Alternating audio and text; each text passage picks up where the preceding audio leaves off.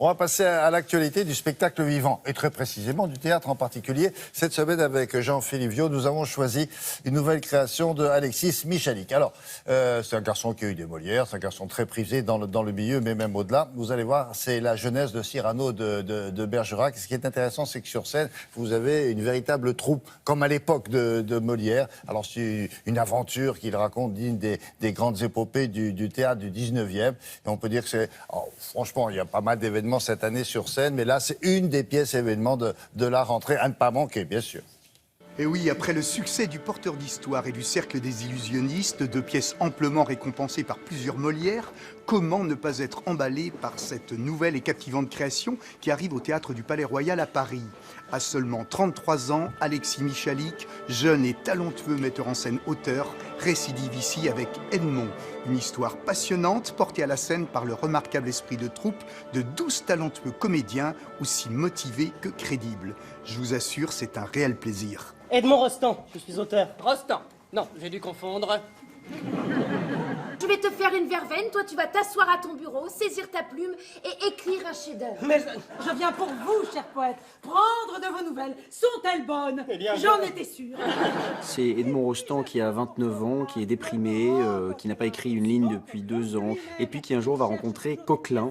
Coquelin, c'est le grand acteur de l'époque, et qui va lui dire écrivez-moi une pièce sur un thème historique, et il va lui proposer Cyrano de Bergerac. Le problème, c'est qu'il ne l'a pas encore écrite, et il a donc 3 semaines pour écrire cette pièce. Il y a un rôle pour moi, j'espère. Un beau garçon, dandy, pas forcément très intelligent. Léo, il n'y a pas de pièce. Un poète qui a de la dérision, le voilà, votre héros. Mais oui, superbe dans la défaite, merveilleux dans l'échec, en un mot. Français. Mon personnage, c'est Edmond Rostand.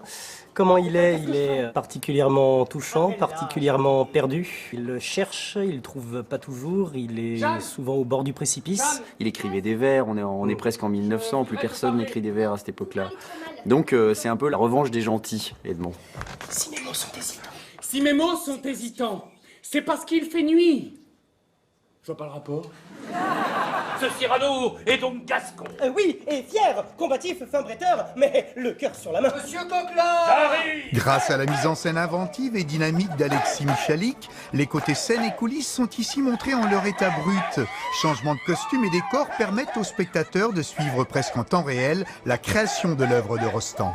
Cyrano est brillant, mais laid. Christian est beau, mais bête. Mais c'est tout à fait moi!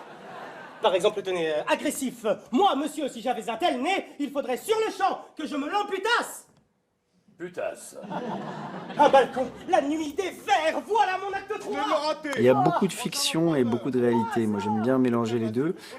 Tout est vrai et rien n'est vrai en même temps. Et puis après, moi, j'ai fait ma sauce avec des personnages sur lesquels je me suis renseigné. Coquelin, son fils, Sarah Bernard, Rosemonde, la femme d'Edmond, et puis d'autres que j'ai inventés. Vous êtes Edmond Rostand? Pas du tout. Ah, Edmond, le filage, qu'en avez-vous pensé? Edmond, les costumes ne vont pas du tout. Vous m'avez bien écrit, non? Je vous ai bien écrit, oui, mais... Ah oui, je vous ai beaucoup écrit. Edmond a écrit de nouvelles scènes. Encore? Faut l'enfermer. Il y a un aspect héroïque dans la pièce, il y a un aspect aussi proche du vaudeville dans certaines scènes, avec un aspect dans la mise en scène, si je puis me permettre, pas loin de la cinématographie. Donc en fait, c'est un mélange de 2 styles, ce qui en fait son aspect absolument original et surtout ultra moderne. C'est mon fils. Ah, mais comment fait-il pour jouer aussi mal? Edmond! Comment il fait? Merveilleux, c'était merveilleux. Un triomphe! Qu'est-ce que je vous disais? Merci, Coquelin. Avec Edmond, toute la quintessence du théâtre est là sur le plateau du Palais Royal, simple et sophistiquée à la fois, élégante, sincère et finement pensée. Ici, chacun est une tête d'affiche. Michalik et sa bande jouent Edmond avec panache. Entre amour, suspense et humour, leur captivante aventure nous tient en haleine. Et elle garde son cap jusqu'au tombé de rideau. Texte, costume, mise en scène, oui, on est bluffé, ébloui et surtout ravi.